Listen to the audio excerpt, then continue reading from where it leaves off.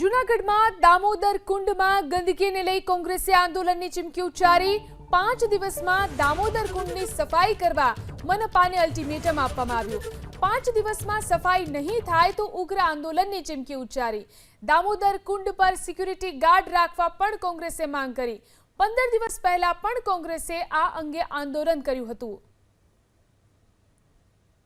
थोड़ा दिवस पहला 10-12 दिवस पहला अमे प्रशासन ने एक निमंत्रण पत्रिका पाठवी थी कि तमे एवं मानता हो कि तमे दामोदर कुंडनी पवित्रता जाळवो छो, नियमित सफाई करो छो तो आओ अमारी साथे अने आ पाणीमां डूबकी लगावो। परंतु एक पण अधिकारी के पदाधिकारी ત્યાં ફરક્યા નહોતા। એનો અર્થ સીધો થાય છે કે પોતે સ્વીકાર્યું કે ખરેખર તેઓ આ લોકો દામોદર કુંડની સફાઈ નથી કરતા। कितने पितृ तर्पण करने के लिए आते हैं, सब नहाने के लिए आते हैं, देश विदेश से आते हैं यहाँ, लेकिन उस गंदगी में नहा के जाते हैं।